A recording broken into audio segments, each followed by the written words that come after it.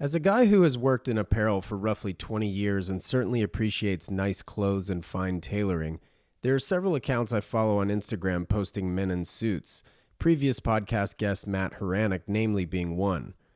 Often I'd be scrolling my feed and photos of suits would stop me from going on, and a pattern began to form where I'd see the same name tagged in the photo, J. Mueser. The man behind that handle is this week's guest, Jake Mueser, a custom tailor in New York City outfitting some of the sharpest guys in the game. I had never met Jake before, but his work utterly intrigued me on a couple different levels. Not as many people are wearing suits these days. I used to joke while living in Los Angeles that there's only two people wearing suits in LA, lawyers and agents. And then there's the retail aspect. Competition is stiff with the likes of big names such as Ralph Lauren, Brooks Brothers, and many others, frankly. But what I can tell you is Jake's work is different. It has its own style. We talk about skiing, punk rock, having realistic expectations making for being a good customer, and how variety truly shapes life experience. What I really took away was when it comes to creating a bespoke suit, the art of collaboration really reigns supreme. And it's the relationship that is what connects the dots in the current digital age. I hope you enjoy all the details discussed because there sure are some gems in this one. I'm your host, Wesley Smith, and you're listening to the Standard Age Podcast.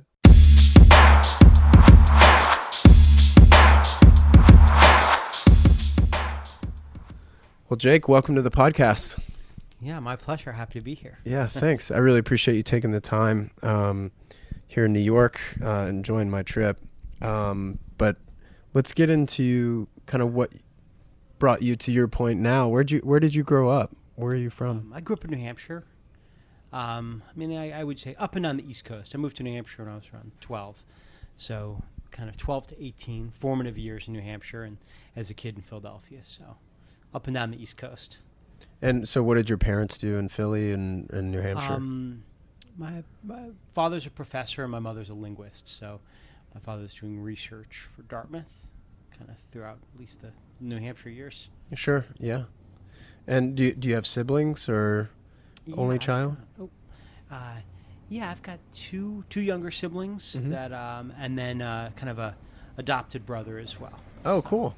Older, who's kind of joined the family later in life. Not technically adopted, but part of the family at this point. Gotcha. Understood. So we grew up in a crazy household, lots of kids, lots of people. It sounds fun. Yeah, it was good. Schooling, where did you go to university? I went to FIT, studying menswear, so more kind of in the trade school route. Sure. Now, what kind of drew you to FIT? Were you into apparel or just design in general as a child, or? I was into design and living in New York, and it felt like the most hands-on. Parsons is more design, and I really wanted the tools that it took to make clothing and to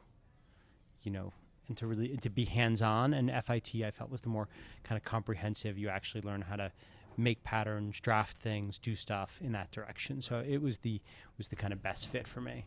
The more technical side. Yeah. I quickly, once I started the business, kind of realized that even though I had spent the last few years kind of honing the craft, I was never going to be as good as the guys I could hire. Not never, but not in the short term. So I started hiring guys that had been, sewing for 20, 30, 40, 50, 60 years. Some of these guys were pushing retirement age, have been tailoring since they were little boys. So yeah, cool. It's hard to compete with that level of skill. Sure. You want to talk about 10,000 hours, 20,000 hours, probably 30,000 hours of experience. It's hard to, when you're 26 years old, to go, I'm not going to wait 20 years to it's impossible. Right. Yeah. Well, that's really cool. What were some of the things you did as a kid, like activity-wise? I've always, since I was I've been skiing as long as I've been walking for the most part. Probably started skiing when I was about 3. So that's always been something that I love doing. I love doing that when I was in Philadelphia. I would go skiing up in the East Coast with my grandparents. My father would go out west every year. Then when I moved to New Hampshire, I lived on the side of a ski mountain, so I skied. I could practically ski home from where I was on a small mountain. So I was skiing a few nights a week there and also going out west, and I still try to make it out west every year. So that's been kind of an all-time favorite pastime. And when I grew up, I liked to mountain bike, hike, and then I was also on the total flip side of that. I was really into, especially kind of in high school, I was really into the music scene. So I was really into kind of rock and roll, punk rock, and going to shows and seeing bands and that kind of stuff, which I don't do as much anymore. I have some friends are still playing. It's like, now I'm like, I'm too old for this. I'm just like, I'll go to my friends' shows and I'll sit in the back, like have a beer and kind of watch it from the distance, not get my eardrums blown out. Right. Did you play an instrument? I dabble with different instruments. I've never had a real talent for playing music. I've always enjoyed music, but I've never actually had the chops to really be good at it. Right. Well, I guess awareness is crucial. Yes, definitely. That's really cool. So you're still skiing these days, you said? Yeah. Try to make it. Where's the location that you like most? I think I keep going back. I was at Alta this year, which is really one of my kind of all-time favorites. Yeah. The snow, I like that it's a smaller mountain that's not so built up either. They're one of the few that old school, and there's no snowboarding, allowed. right? Snowboarders allowed, which if you're into hunting for the powder, that's always nice. The theory is that the snowboarders chop the powder up, so as a strictly skier area, you're able to get more access to snow. At least this is this is the rumor in my family, at least. That's fair. That's very fair. So what kind of bands were you into? I was into bands like the Dead Kennedys and the Misfits, just like all laundry list of bands, sure. Sex Pistols, The Clash, things like that. Any notable shows that resonate to this day that you're like, man, that was a sick show?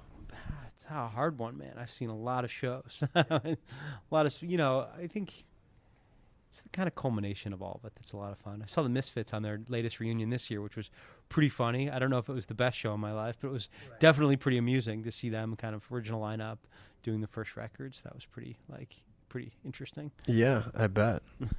So how soon out of college did you start the business? I was working on this Jay Mueser. Well, I was Doyle Mueser in the beginning. Okay. I had a business partner, and we had our first shop called Against Nature, which is a kind of a cooperative shop where we were collaborating with a denim maker named Simon Jacobs and a custom jeweler named Ryan Matthew. So we all kind of like worked together in this space, and it was kind of a collective. So we had half that was a storefront, half it was our workshop. So we had, Amber, my old business partner, myself, had a little tailoring studio. Ryan had his, kind of work table set up where he was soldering and grinding, and Simon was making jeans in the back. So it was kind of oh, that's cool. It was a little chaotic. I think we quickly realized this was maybe not it was a cool idea, and it was maybe better in practice than in actual execution. It the kind of the theory was good, but it was hard. We started to kind of became a little bit. I think it's hard when you're running different brands.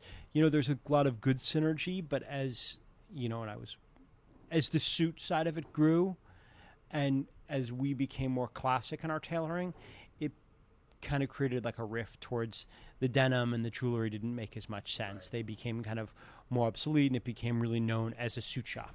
Just from an assortment standpoint, yeah. And, each of us were getting our clients, and then Ryan ended up getting a TV show and he had always been a collector of kind of odd antiques, but then he was on a show called Oddities where he really strictly focused on like buying and selling of kind of obscure, somewhat morbid antiques. So he went down that road, and then Simon just kind of split off and focused just on doing denim and tailoring. Got it. And we just hunkered right down into just doing tailoring, and that's when we opened up our second shop, which was called Doyle Mueser, which is now just Jay Mueser. Now, where was that original collective? Here in Manhattan? On Christie Street between Rivington and Delancey, on the kind of Lower East Side. Sure. And then your first shop, Doyle Mueser, was where? The first Doyle Mueser shop was where the Jay Mueser store is at 19 Christopher Street in the West Village. Oh, I see. So the same locale. Yeah. Yeah, okay. And we are sitting in your showroom. Yeah, which is across the street. To be yet properly branded, we call it the showroom, the atelier, got it, the apartment, and this is our kind of duplex apartment that I took over. It had been a space that I had seen and admired in this neighborhood for a long time, and when it came up for rent, I just had to take it over and use it as a place to kind of do more private shopping experiences. I think in this business, a lot of it is about, is about experience. We want people to have a place that's a little quieter, where there aren't customers walking to the shop. It's no distractions. It's a place where you can sit down and, we can give undivided attention. And on the second floor, we have kind of different, we've hosted different brands. And right currently we have a shoemaker, Jay Fitzpatrick, who's, who has using this as his showroom as well. So it's been a good space for us. Sure. I'm looking down at my notes, and it's almost like you're answering the questions before I ask them. So this is fantastic. Just thinking about the benefits of bespoke clothing, just in general. Can you touch on some of those that maybe compare with off the rack or somewhere that you would just buy at a normal big box store? I think that there's a variety of reasons why getting custom or bespoke clothing is so appealing to people. I think that the first thing to think about, at the front of this is fit, and that's obviously like the kind of most important thing. You're getting something that's made exactly for you. And if you've got a perfect fit model body, then maybe this isn't as relevant. But if you don't, you really benefit from having something that's been made from, that's thought about your kind of physicality from the beginning of it. So that's a huge advantage. And that's whether it's being done made to measure, which is when it's just kind of from a existing block and trying to find the perfect fit for you, or it's done bespoke, where it's actually, hand drafted, draped, cut, fit, ripped down, put back together, and made as like a truly kind of handcrafted piece of clothing. Any of these, you're really getting a more nuanced fit than you are if you just shop off the rack. And then the second aspect to this is getting something that's exactly what you want from a design perspective. It's picking that fabric, it's picking that pocket, it's picking those details. Because there's often, sometimes you walk into a store and you find that thing that's perfect, but you often see something and you're like, man, this is great. You know what I wish they had done? I wish that there was I wish this had a high single vent rather than two vents. I wish this lapel was a 1/4 inch wider. Whatever that is, that's another reason why you go there. And there's something nice. I think when you're complimented on a bespoke suit, it's not just a compliment to the brand. It's kind of a compliment, to you and your taste. I think that I try to personally approach bespoke as a really collaborative effort. When we do custom clothing for people, I have my point of view, my aesthetic, and there are maybe things that I would maybe refuse someone to not let someone do, but really it's about trying to guide them and use my kind of expertise to help craft something that makes sense for who they are, and not just pushing everyone into my vision. So it's trying to almost like design a capsule collection for each person, with my point of view and who they are, and kind of melding those together. Well, as far as you can do in that way. Sure. Yeah. And I think all of those things combined with that collaborative effort that you're talking about it's just that level of service, that attention to detail and that sort of thing from a sales perspective. At the end of the day, there's a sale as a result, but you don't feel probably like you're being sold as much as you are creating together. And I think that relationship and that kind of process is really appealing. We try to keep it that way. I've told guys many times, listen, think about it, man. I'm not trying to force you into a sale. Go home, think about what you want. Come back. I'm not in it for the quick, sale here. I want to, work with you. And if this is what you want to do, let's come up with something. Let's keep this dialogue going. It's not about, rush, pushing you into buying the one thing I think you should buy so I can get you out of the shop. I've told people all the time, this is no pressure, man. Go home, think about it. Don't worry, take a clip of the fabric. Let's think about it. There's no rush on my end, man. That's great. I'm not going anywhere. The fabric's not, most of the time, not going anywhere. Right. I'll tell people, I'm like, listen, this mill makes a finite amount, so you do have to think about this one. But generally speaking, take your time. It's not about kind of the quick sale. And the same thing when you're finishing it up. It's about, for me, I've had guys be like, no, the suit's perfect. I'm like, no, it's not. I have to fix that. And they're like, are you sure? I'm like, yeah, let me do my thing. I've even had guys be like, no, it's perfect. And I'm like, you know what? I don't think I did that right. Let me redo that. You can hang on to that one, but I'm making another because I got to make this. Because I think for some people, you'll know exactly how to articulate what you love or don't love about something.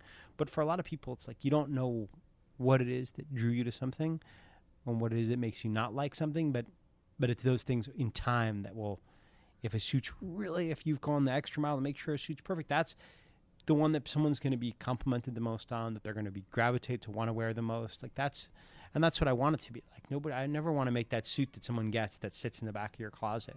And I think we've all bought that weird thing that was an impulse buy or something. And you're like, wonder why we bought that. It sits in the back of your closet for years.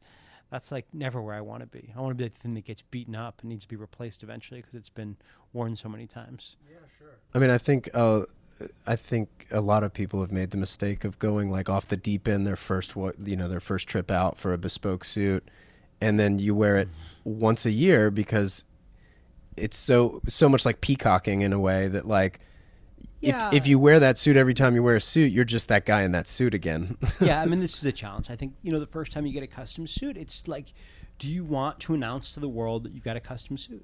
You're like, boom, I'm going to do a big, bold window pane. I'm going to do contrasting buttons and crazy lining. And then from across the street, you're like, well, that guy's wearing a custom suit.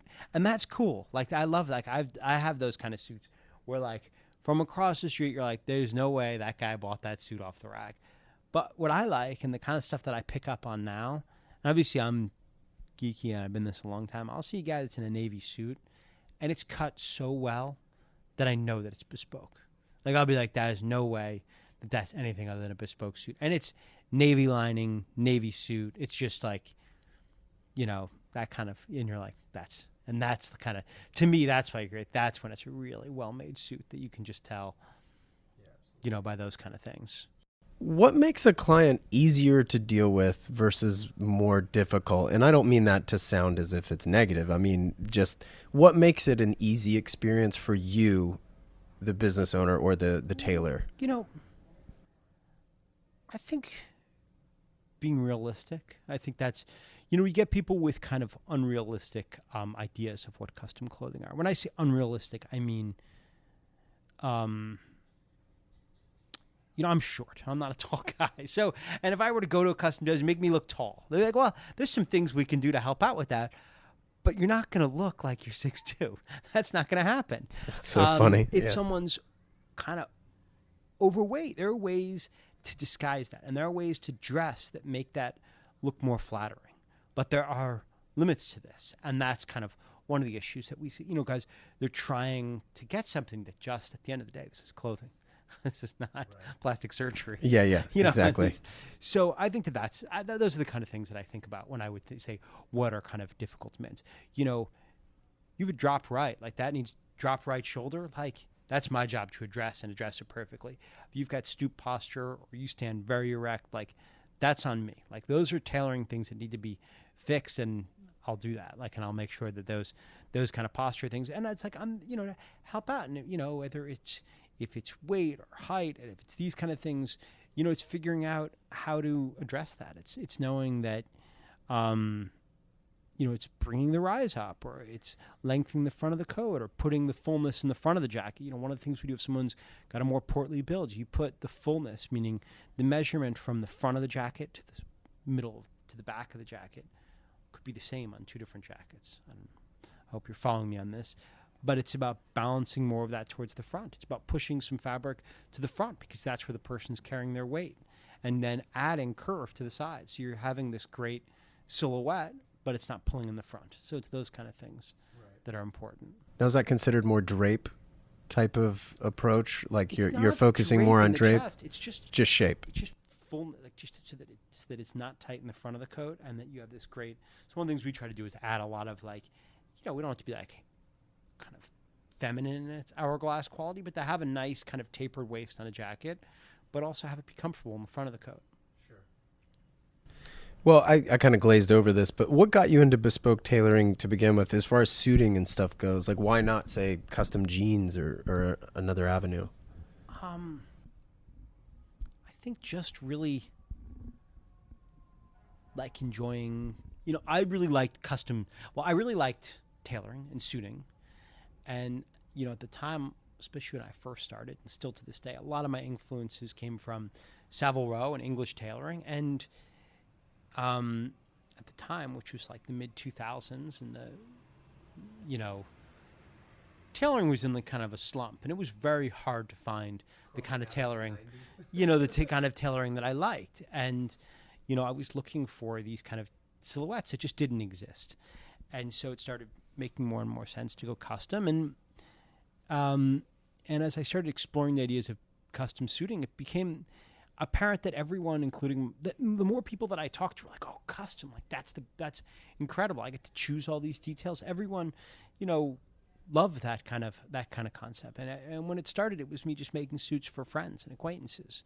And then acquaintances became, further and further acquaintances become strangers, became a real business. And so, but I guess it all just came to kind of bring that back. It came from just a real appreciation for tailoring. And I always, in the beginning, it was really a lot about, I was going back to my kind of history of loving musicians. I was looking at the kind of stuff that, Keith Richards was wearing and Mick Jagger, the kind of like those Tommy Nutter suits that they were wearing in the 60s. And then, I was also looking at the kind of stuff that Paul Weller and the Jam and these kind of guys were wearing and thinking like, man, these guys just look so cool. Like this is like the kind of, ultimate look. So kind of going for that.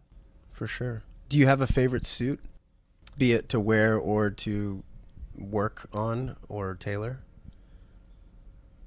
Not really, to be honest. I don't have a favorite. I really believe in seasonality. I really like embracing a different season. I have totally different wardrobes. Obviously, I'm in a position where I have a lot of clothing. I'm, and I don't expect basically any like normal person to have as many suits as I have. But I think that it's fun to embrace it. So I don't really believe in the kind of the one perfect thing. It's like the perfect thing is only perfect for a certain occasion. I have something that I love to wear. Like I love wearing flannels in the winter. There's nothing like that I love more than wearing a flannel suit when I'm walking around New York or in some northern city in the wintertime, and I've got this heavy flannel suit and a cashmere sweater and it's just like cool breeze, and I'm just like, oh, this is perfect. As much as I love, if you're sitting out in the sun, if you're in when I in Italy or in France, and I'm in the south of France, and I'm in like a linen suit, and I'm just like, this is like what it's all about. But it's not that I like linen suits more than flannel suits. I'm just like, it's different kind of experiences, and I like wearing linen suits in the city as well. But it's those kind of things. This is something I've talked about with our kind of mutual friend Matt Rannick. It's about who has WM Brown Project. It's not about just this four season. We eat different foods in the summer.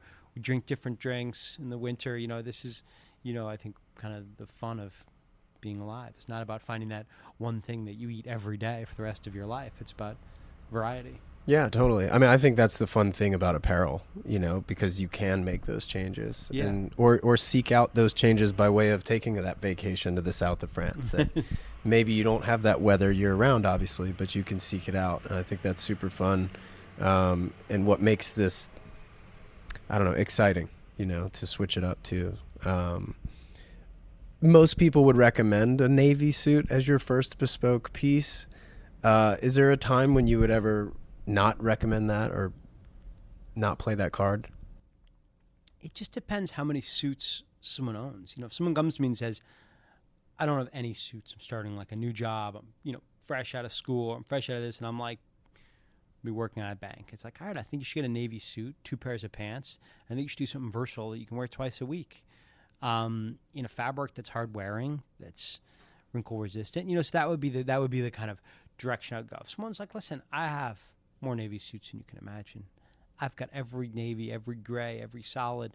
I want something interesting. Like I want something that's more youthful. It depends on the person and what they're looking for. Because I have some guys that have buying custom clothing for longer than I've been alive, have more suits than I can imagine, and are like, I want something like, find something interesting for me. I want something with character. I'm not looking for a workhorse. I'm looking for something unique. And then it's about trying to, look through the books and whether it's a blend of something for the season, meaning when I say a blend for the season, it could be a wool, cotton, linen, or a wool, silk, linen blend for the summer, or a wool, cashmere, or silk or something for the winter. It's these kind of different things that you look for that are maybe a bit more unique than your classic worsted wool.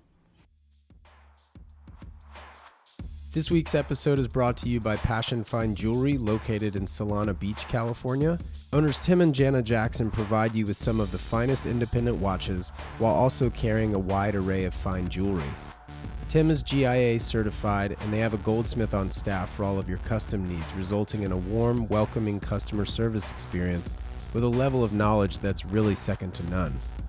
Pay them a visit the next time you find yourself in Southern California, or visit them online at passionfinejewelry.com.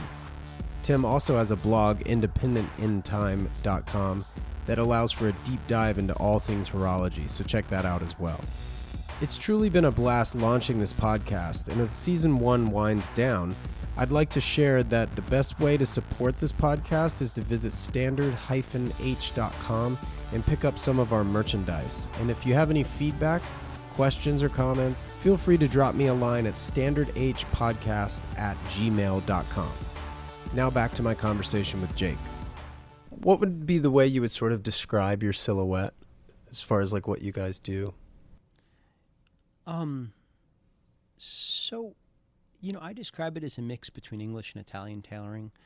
The shoulders and the gorge line are very Italian of the jacket. The waist and armhole kind of follow more of those Savile Row styles with the high waist suppression, very high armhole, a little bit of fullness to the back of the sleeve, which is more of a Savile Row kind of style in my mind.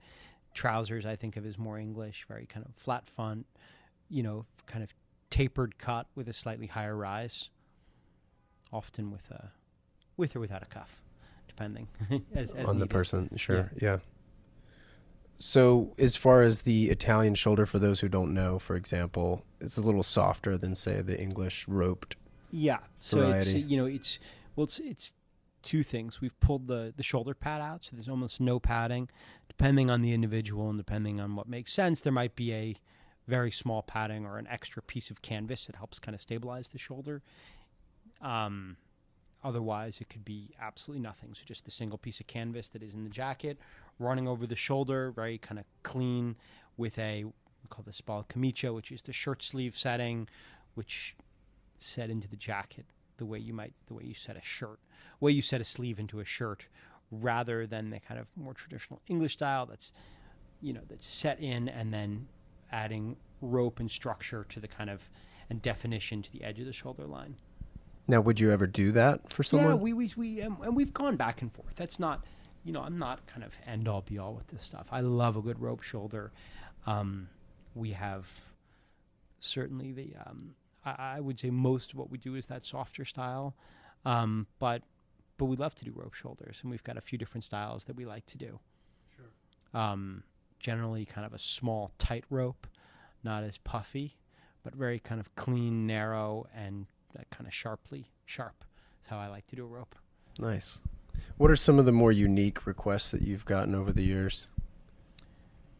We've worked with a few kind of magicians or illusionists. Oh, wow. So we've done pockets that connect to other pockets, that Oh, connect no to way. other pockets. We've done kind of secret compartments, things like that. So that's certainly pretty interesting. It doesn't get more interesting than working with someone who's doing special kind of pickpocket, sleight of hand tricks and trying to come up with ways that they can toss things into a coat by just flicking it open and having large pockets that can then be accessed.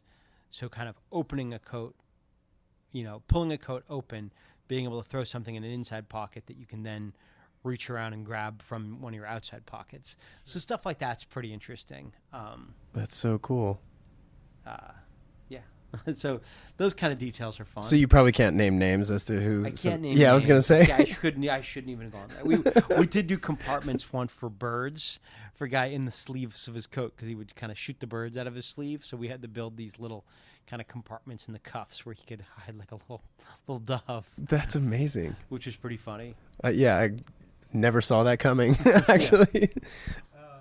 But then it was also funny. We had done a decorative cuff, like what we call a turnback cuff or a swordsman's cuff, on this guy's suit. And he said that when he was doing tricks, everyone kept saying, "Oh, you're hiding it in the cuff."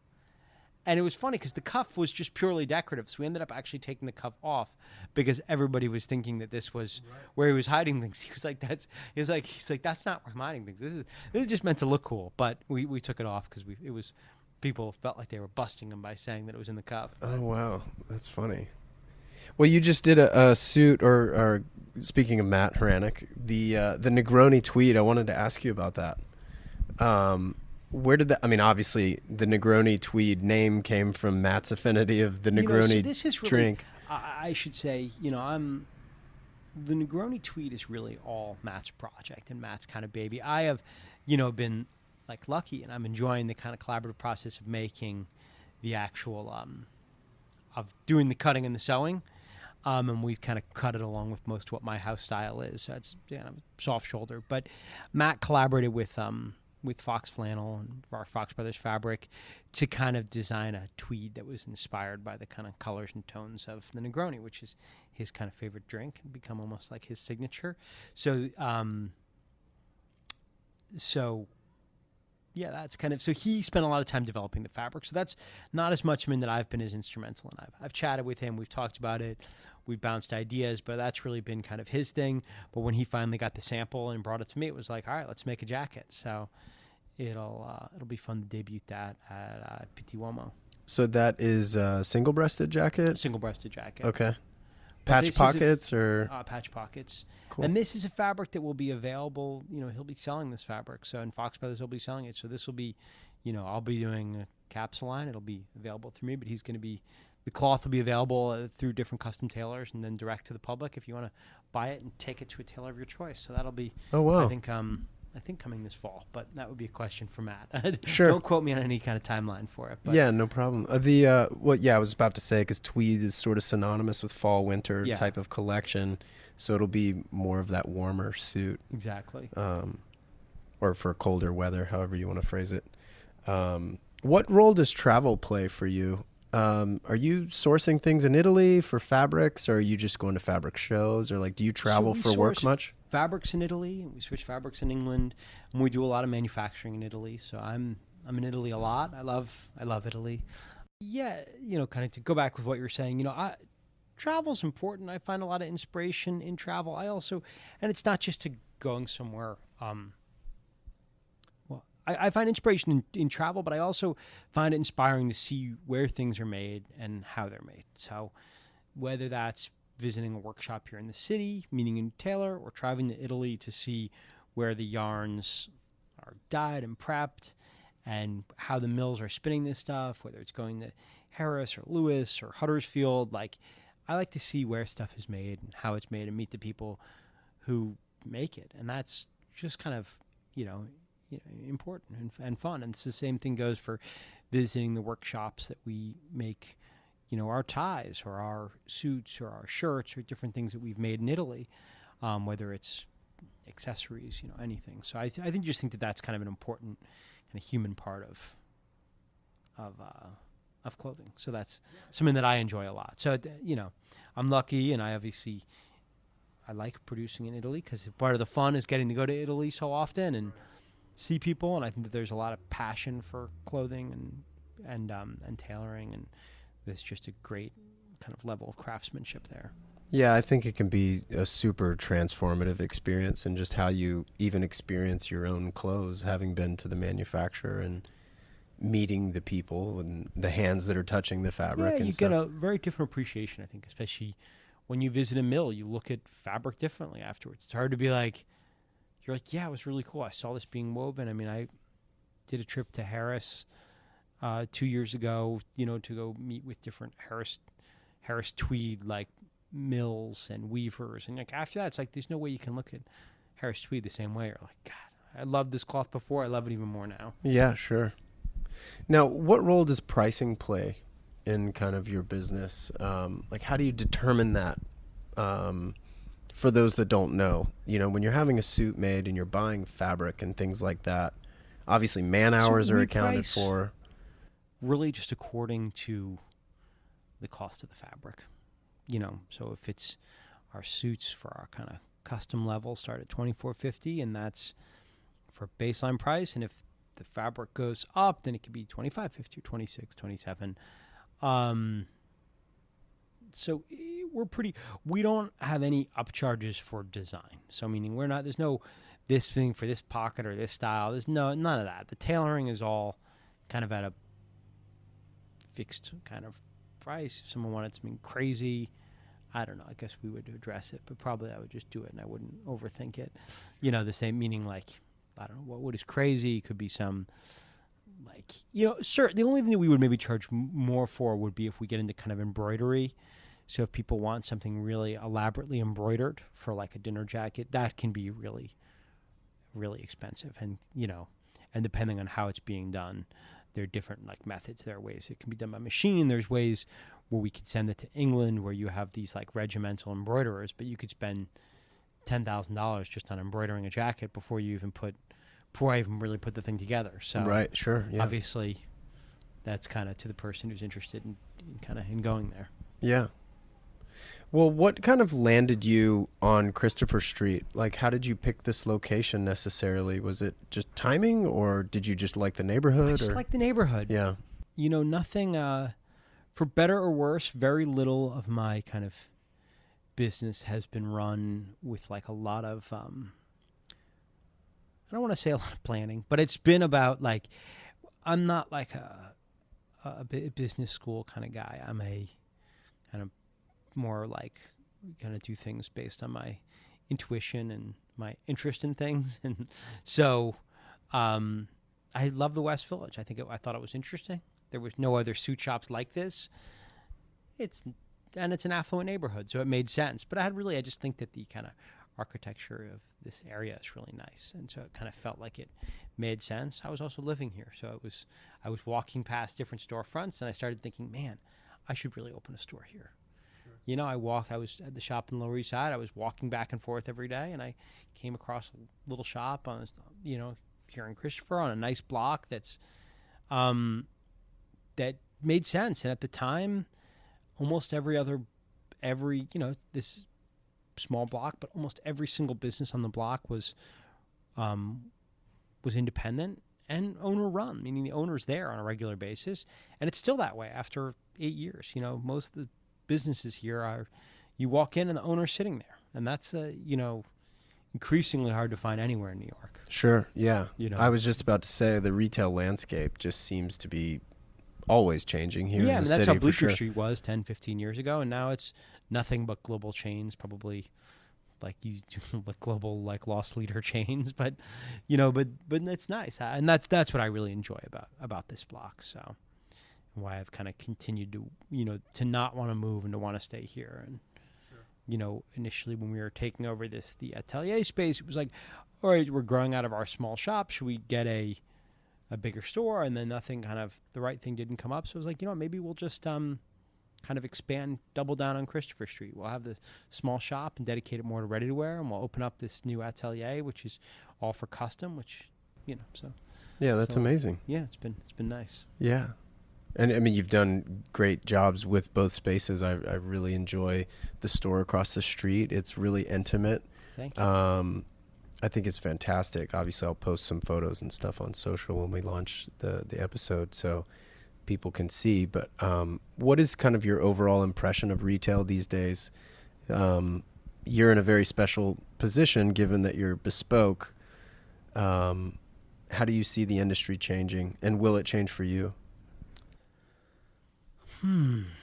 So I think that obviously the industry is changing a lot. I think that goes, but you could probably ask somebody that question at any juncture in time when they tell you that the industry is changing, because the industry is things are always changing. So I think that, with e-commerce growing so much and with the department stores suffering, I think that the key to a lot of this is about,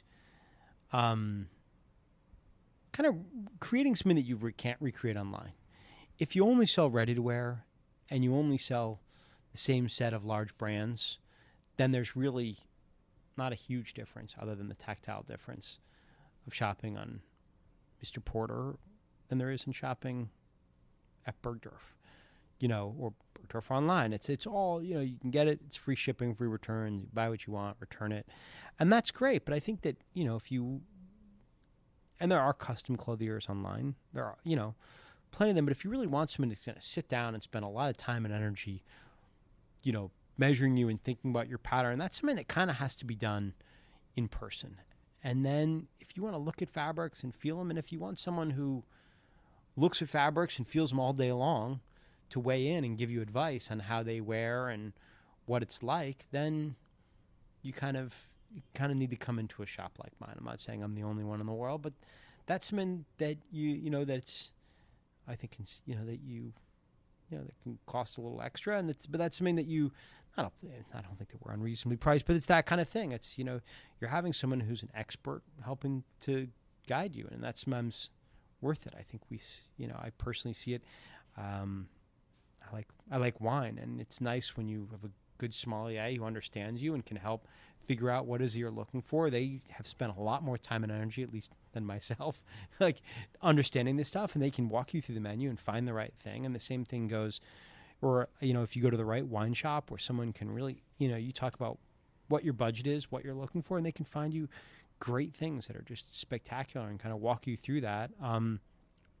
That's really nice. And it's not as easy when you're just kind of going online and buying stuff. Then you can go out and do your own research and find it and read the tasting notes. But if you've got someone whose opinion you respect and you're talking with them, you can, find something interesting that way.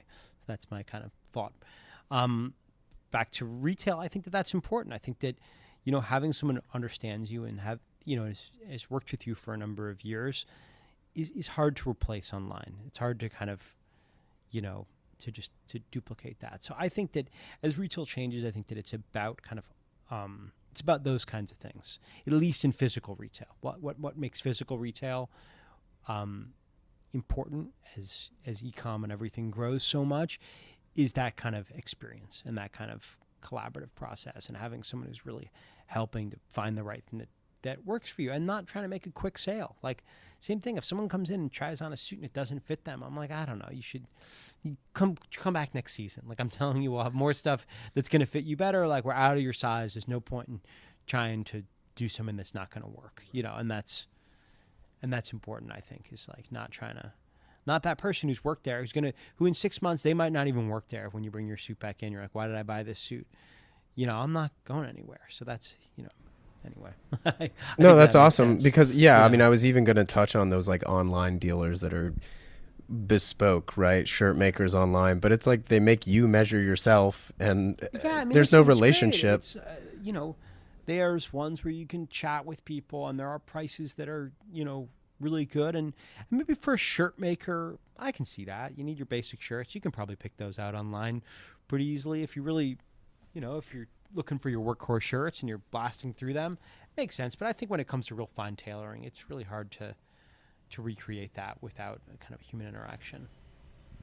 Yeah, that's fair. Do you believe in any sort of intersection that exists between luxury and affordability? Because a lot of the times, many would say they're mutually exclusive. I'm pretty skewed, because not skewed. I'm in the real, to a certain extent. I think that there are a lot of ways that those can intersect. I think there are brands that have great value, but this stuff is all kind of subjective. I can say, man, you look at that, it's like an incredible brand with a great value that sells a shirt that's $200. Someone must be like, $200 is insane. Like, how could you even? That's not a cheap shirt. That's an expensive shirt. $200 is a. But when I would then say, listen, that shirt is comparable with a $800 shirt from Kitan. And that's what I say. That's really like with our brands, and so those. I don't think that there's a real, from the real like fast fashion kind of end to the top end. I don't think that there's a way to kind of to mix those entirely, but I think there's really good sweet spots that are in the middle there that are still kind of probably more what would be considered luxury price point, but not prohibitively expensive. And I think that there's a lot of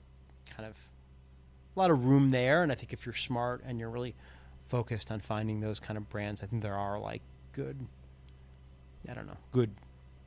There's a lot of good options, I should say. So moving away from more just like the standard business type questions, like what's a typical day like for you? Like is there a typical day? Short answer is it never feels like there's a typical day. Right. In this kind of business. But what is a day for me? I mean, I'm in here, most of the time I'm in either my shop, the showroom, or the studio, which is like a small tailoring studio. And I'm kind of doing a cycle of running between all three of these places. And, I see clients every day. I do fittings. I help, meet with old clients and pick out fabrics. I help meet with new clients and measure them and talk about, fit and style. I work with some of the other I have sales staff here, so it's working with those guys, overseeing what they're doing. And then also, kind of working on fabrics that I'm looking at for the next, collection, and working, at kind of, meeting with new mills or new makers and trying to do that, or trying to set up Skype calls or conversations with existing people that we work with to try to talk about how to fix, it's always, for me, it's about evolving. It's trying to, okay, how can we improve?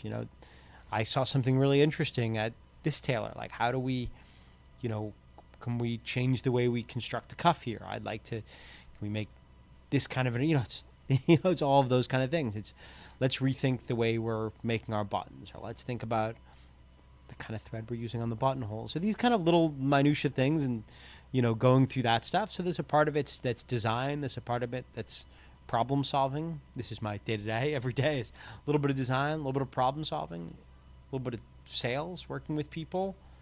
And then a lot of just oversight, kind of looking, trying to make it all run smoothly. Yeah, that was my next question, really, is just how do you find the balance between, ownership, management, and self-fulfillment even? So, I think that the biggest thing, and something that I still struggle with, is trying to, let people own things, not micromanaging. There's a tendency to want, when you run a small business, jump into every little thing and get in there and try to do it differently. And I think it's important sometimes to let people, really important with with my team, to let them do things their way, and, step in if I think that there's a real problem, but not overthink it. Sure. What are you listening to these days as far as music? And are you playing it in the shop, or do you guys kind of... The shop, it's a total mix. We listen to a lot of, it changes. Could be soul, could be 60s psych, could be old rock and roll, could be French pop, new wave kind of stuff. So it's pretty eclectic here. I listen to music for the most part all day at the shops. When I go home, you kind of wind down. I kind of wind down. I don't listen to a ton of... I listen to a fair bit of music at home, but it tends to be I only have a turntable at home. I don't stream anything, so I have vinyl, and I have a stack of records that are kind of my go-tos. Right now, I feel like it's Leonard Cohen, Tom Waits' Closing Time. I've got a couple Donovan records out there. There's a few of the, it's kind of a few things that go into this, cycle in there. So the rotation. Yeah, Nick Cave. That's another. I've got a few. Sure. I have a lot of Nick Cave records, but I've got Henry's Dream has been on the shelf in the rotation recently. Cool. So what do you like to do in your free time? Obviously we talked about skiing, but on a weekend, I don't get to do that every weekend. Right, exactly. So during the summers and stuff, what are you into? Summers, I like to go away a lot. I try to, we'll go to Long Island or go upstate. This summer is kind of, I have a 7-month-old, so I'm kind of congratulations, new baby. So it's a lot of just playing with her and taking her out, or going to the park, or trying to be outside. Oh, that's awesome. Very cool. Yeah, it's got to be. Are you sleeping okay? Everybody's sleeping? Yeah, she's sleeping. Everyone's sleeping. That's awesome. Talk to me a few months ago. It might not have been the same, but right. Now we're all sleeping. Yeah, I hear the first month is a killer. Yeah. Yeah. Well, are you big into watches? I see you've I enjoy watches. You know, I think you got a vintage sub on. It looks like vintage sub. What's the story behind this watch? You know, I've had this for a couple years now. Or maybe a year. I forget, year and a half, something. I don't know. I love the sub. Wanted one. I have a few other watches that all have. I have a Rolex. I have a Datejust and a Day-Date presidential. So when I wanted to get a sub, I was like, I really want to get a watch that does not have a date on it, because I like to switch my watches, and I hate set. I'm like always trying to do the setting everything. So I went for a 5513 because I wanted something that was just like that I didn't have to do that with. And yeah, and I enjoy. I mean, I really. You know, I love watches. I'm not the most knowledgeable guy when it comes to watches. I like vintage watches. I like things that are older that kind of feel like they have a story to it. I like things that have a little patina, little kind of show a little age on it, which is why I'd actually just recently switched this sub over to a leather band. I have the original, the metal, but I wanted to kind of the strap for the summer. Great. I thought it'd be nice to just keep it on a leather strap. It's a little lighter. And I thought that this kind of putting on a brown leather helps bring out the kind of patina. This one's not really tropical, but it brings out a little bit of that earthiness in the dial and in the like on the face. Yeah, no, it's really great. Where did you get that piece? I got this just from an online Rolex dealer. Oh, nice, cool. Are you into cars at all? You know. Not as much. You know, I love cars. Living in the city. I've been living in New York for a long time now. Yeah. We have a Mini Cooper, but I'm not, which we don't even really, we kind of got rid of. But I'm not, you know, if I bought a country house, I suppose I would get into having cars. You know, I think, but right now it's like when I go out of town for the weekend, I get a zip car. It's a point A to point B machine. Sure. You know, I enjoy driving a nice car when I can, but it feels kind of too much to keep a nice car in the city. Oh yeah, it's a different animal. It's a complete beast to have a car here, I would imagine. But I'm sure if I lived on the West Coast, if I lived somewhere where I drove every day, I could, like anything, I would start getting into it and going crazy. And you know, was there anything of note? What would you get? You think? Did you love a car as a kid or anything? Did you have a poster on your wall or? No, I never was. You know, what would I get now? So I would probably get. I would love to get a vintage. I would get a vintage sports car. My grandfather had a Spider when I was growing up that I thought was so cool.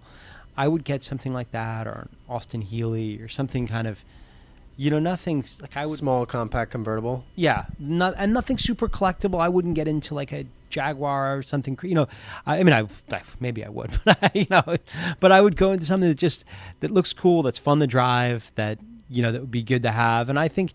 If I was driving on a regular basis, I have to say, I liked the Teslas. I could get into that. I think that would be a fun. I mean, I just think that that's a nice car to drive. A lot of get up and go too. Yeah, it's just one gear, go. Exactly. That's cool. Just to kind of circle back to the business real fast, though, I always ask people what's been sort of the hardest part in J Mueser. Like, what do you find to be difficult, or what was hard that may not be now, or what are some of the hard parts? You know, every day is kind of has its own challenges. I think that this is just it's a challenging business. I think staying relevant and growing in any business is hard.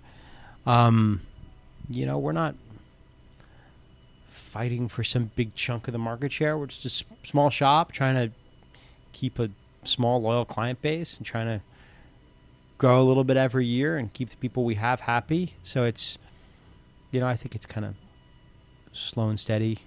I don't know about winning the race, but slow and steady works. Sure. So, that's, and that's been great. Challenges, I don't know. There's no specific challenge to this business. There are like 1,000. There are an infinite amount of challenges and difficulties that you deal with on a daily basis or yearly basis, but it's not as much driven by those kind of things. Sure. What's been easy for you?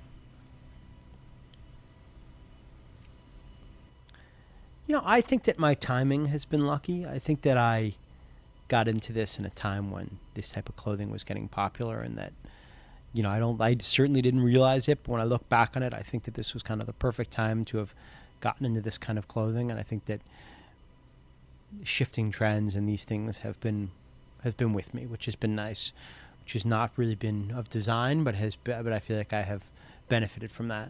That's great. Well, is there anything else you wanted to add? Kind of wrapping things up here. Promote? No. I mean, I just enjoy having these kind of conversations. Yeah, I think same. I think that, I think just like any of these things, being thoughtful and thinking about, what you buy and why you buy it is important. I'm not a big, believer in having, in more. Like, I really like having stuff that's dependable. Sure. Well, I'm actually heading to Italy in September. Nice. Anywhere you would recommend that I must go? Where are you going to be? I mean, it's a small country, but it's Tuscany, Florence. And we're actually going to go south down to Positano. I'll give you a list of restaurants in Florence. Okay. Yeah. There's some great restaurants in Florence. I mean, Positano is amazing. I think you should stop in Naples for a day. If you make your way, if you're going to be in Capri, or if you're thinking about Capri, you should go to Ischia instead. That would be my... Ischia is another little island kind of right off the I Bay of was Naples. just having this conversation 2 days ago, and I was asking about that. And I saw that recently Ted Gashu was up in Ischia. Nice. Yeah, Ischia is incredible. It's really... I think that it's really a fun island. It feels more authentic. There's some incredible properties there. There's just some basic little kind of on the beach little like bed and breakfast you can stay in. It has a lot of interesting, because it's all volcanic. You've got natural hot springs and all kinds of really just unique things there. Wow. Okay. I mean, I can't speak highly of it. I mean, it's just beautiful. There's there's an old property that's been redone called the Mueser, which I would certainly recommend checking out. But Sure. But even if it's like a day trip, there's something about it. There are natural hot springs that come up in the ocean. So there are pockets where you can be in these like hot springs in the bay, which are incredible. There's a lot of cool stuff. Sold. It's like, yeah, man, I'm sold. I can't recommend that more. That's awesome. And Florence is a beautiful city. I mean, Florence, it's funny, because I go to PT twice a year, and I've been doing that for a number of years. I've been to Florence like more than any other. I probably spent more time in Paris, I guess, but almost more than any other. For such a small kind of Italian city, I've spent a lot of time there. So it's fun to get to know it. I describe it as, I lived in Williamsburg, Brooklyn for 2 years. And if you don't know what that is, it's this kind of very built-up hipstery neighborhood. And, in 2 years, I never had a coffee shop, a deli, any spot where they knew my name and knew what I liked. Never in 2 years. I have little cafes in Florence that when I go into, they know, they're like, I don't eat red meat. So I walk in, vegetariano, and they just start bringing out vegetarian tapas, and I'm like, wow, this is something that I've got, That's incredible. That I have these kind of connections where I'm recognized more at different cafes in Florence than I am. I moved out of Williamsburg, but anyway, it's funny how that kind of happens. But I think it's just a great city. So wow. Well, Jake, I really appreciate this, man. I really enjoyed the conversation. Yeah, my pleasure. Thank you. Yeah, this was awesome. Thanks for taking the time. Of course. All right. We'll see you later. Sounds good. Bye. I'd like to thank Jake again for walking us through the ins and outs of the bespoke process, as well as sharing his truly unique perspective on the industry at large. I think it's fair to say that if you have the means, I'd highly recommend paying Jake a visit there in Greenwich Village. As always, thanks to Clear Audio for these noise-canceling headphones, and music provided by Jensen Reed and Super Beautiful. Thank you all for listening, and I'll catch you next week.